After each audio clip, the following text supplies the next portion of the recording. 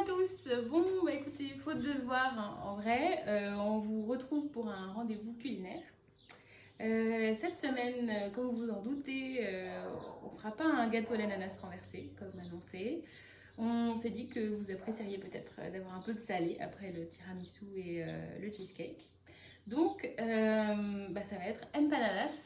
En l'occurrence, des empanadas au chou chinois et au porc principalement. Je ne sais pas si vous les avez déjà goûté à Coqueta, on en fait de temps en temps. Alors, donc, il y a plusieurs étapes clés. Évidemment, je vais vous montrer la pâte faite maison, mais si vous le préférez, vous pouvez acheter une pâte du commerce toute prête. Donc, on va commencer par la farce, c'est le plus long. Je vous ai épargné le temps de découpe de tout ça, mais évidemment, il va falloir bien découper. Alors, la carotte râpée, le persil haché, l'oignon aussi haché très fin pour que ça ne fasse pas des gros bouts dans les empanadas. Également, bon, la farce du boucher et l'échine de porc qui est coupée en petits morceaux. L'idée, c'est que ça puisse aller bien dans le mixeur. Donc, c'est parti. Ce qu'on fait, c'est qu'on passe d'abord dans le mixeur.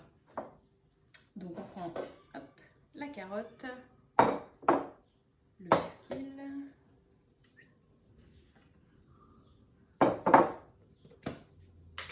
2 cuillères à soupe de crème.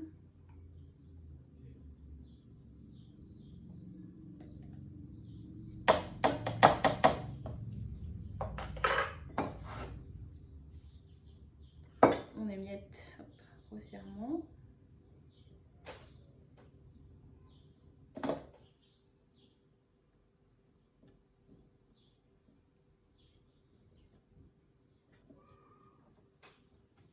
Et voilà. Hop. Voilà. On passe tout ça au mixeur. Oups, j'allais oublier. 2 poignées de chou chinois. Hop. Et hop. Alors, du coup, ça devrait donner à peu près ça. On va en profiter pour mettre l'ail avec, parce qu'on va rajouter la farce un peu plus tard, donc c'est d'autant mieux qu'il ne soit pas trop cuit. Donc ça, on le réserve. Maintenant, on va passer donc dans la poêle avec un fond d'huile d'olive. D'abord le demi-oignon et le gingembre. Et une fois qu'il est un petit peu saisi, on va rajouter le chou chinois. Ok, alors on est pas mal. Donc l'oignon, le gingembre ont commencé à cuire. Je vais rajouter du coup le chou chinois qui va rendre son eau tranquillement.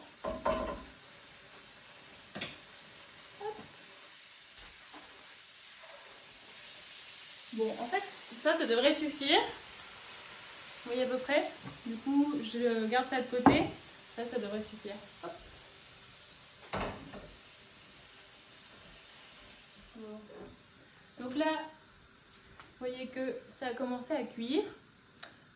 Hop, ça fait un petit moment, ça fait peut-être 5-10 minutes. On va rajouter la farce. Hop. Et surtout, on n'oublie pas d'assaisonner, donc sel, poivre.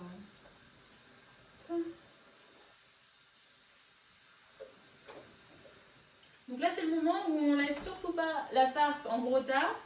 On la disloque en petits morceaux avec le reste. Hop, voilà la situation. Donc ça commence à être pas mal. Il reste un tout petit peu de jus encore. C'est juste le bon moment pour ajouter du coup la sauce sriracha, une sauce thaï pimentée. On va en rajouter 2 cuillères à café. Pas trop en mettre.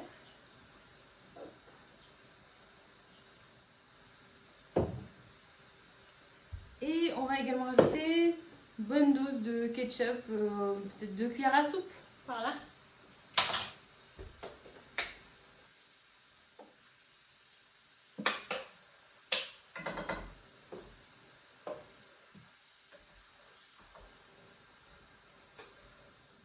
Bon, donc très important, on goûte et on rajoute du ketchup, on n'hésite pas si besoin. Ensuite, en fait, on va rajouter un petit peu de vinaigre. Ici, c'est du vinaigre de riz, à peu près cette quantité-là. Si vous avez du vinaigre de cidre, ça marche aussi. Bon, alors voilà, on y est presque. Donc, comme vous pouvez le voir, il n'y a plus de jus, donc c'est bon signe. On veut pas qu'il y ait du jus pour pas mouiller les empanadas après. Ça reste pas fermé sinon. Donc là, la toute dernière étape, on rajoute un peu de coriandre.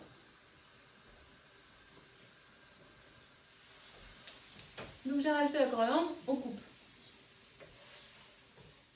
Bon, donc c'est parti pour la pâte. Bon, bien sûr, vous pouvez sauter cette étape si vous avez vraiment la flemme. Donc on prend la farine, hop, puis le beurre. Donc le beurre, il est, donc ça fait un petit moment qu'il est là, donc il est juste pommade. Donc il glisse bien. Donc je le coupe en petits morceaux. Hop, voilà, grossièrement pour ensuite l'incorporer à la farine.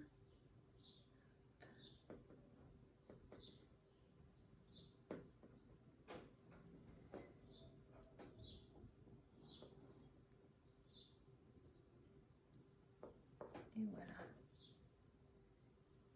Hop. Donc là, on y va, on n'hésite pas. L'idée, c'est bien d'incorporer tout le beurre à la farine jusqu'à ce que ce soit à peu près sablé. Alors, donc là, ça commence à être pas mal. Je vais vous montrer. Ça donne ça. L'idée, c'est qu'il n'y ait plus trop de gros bouts. Voilà. Donc à ça, on va rajouter un œuf.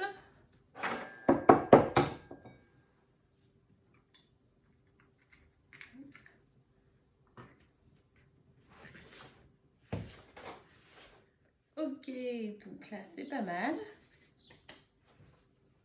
Ça donne ça. On va rajouter la grosse pincée de sel. À peu près ça. Et ensuite, on va rajouter l'huile.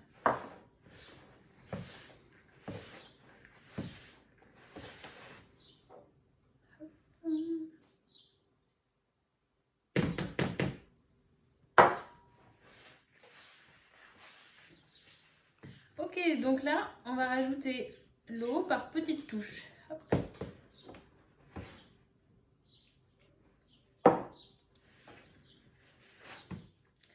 Bon, donc voilà, on arrive à peu près à cette texture-là.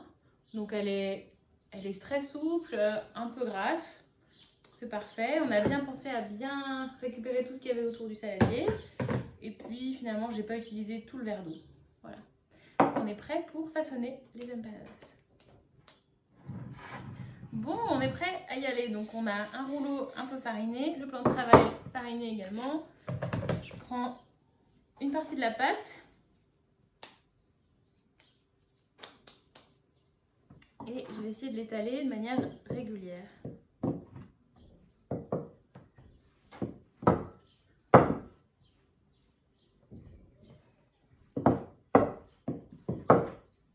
Bon, alors du coup ça donne ça.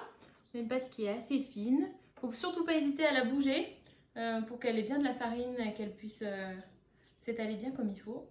Une fois qu'elle est étalée à une épaisseur assez régulière, on va utiliser un emporte-pièce, ici un bol. Donc l'idée c'est qu'on imagine qu'ensuite pour la forme de l'empanada ce soit quelque chose d'assez suffisant. Si c'est trop petit, on n'aura pas de farce dedans. Hop. Et donc j'appuie avec. Je retire. Si besoin, on peut prendre un couteau pour venir dégager le bord.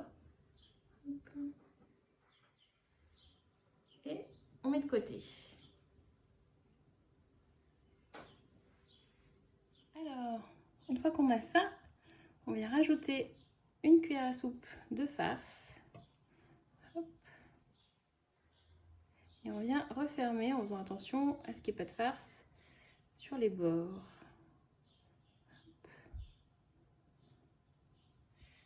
Voilà. Et maintenant, on va prendre le bord ici, la petite pointe, on va revenir replier en suivant le long ici. Et ainsi de suite.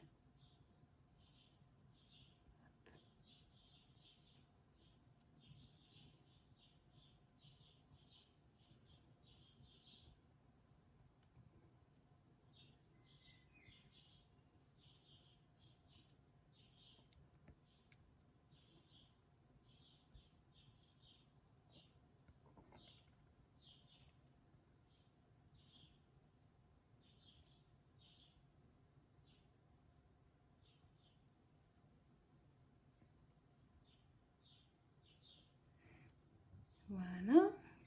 Ce qui donne à peu près ça. Donc maintenant, ce qu'on va faire, c'est qu'on va le poser sur une plaque. Vous pouvez mettre du papier sulfurisé. Moi, j'ai pris une autre plaque. Et je vais venir le badigeonner avec le jaune d'œuf, l'œuf entier, pardon, battu, avec un petit peu de lait, pour qu'il dore bien.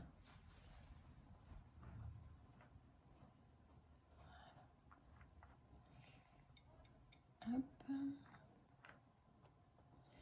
Et petite touche finale, importante, il faut lui faire une petite cheminée pour qu'il puisse évacuer l'air. Et voilà. Et c'est parti pour 20 minutes, 20 à 30 minutes à 200 degrés. Et voilà, c'est terminé, il n'y a plus qu'à déguster. Bon, en tout cas, on espère que vous allez bien et on vous retrouve la semaine prochaine avec le jus de gingembre de Rosita et très bientôt pour le Super Bingo. Voilà, à très vite.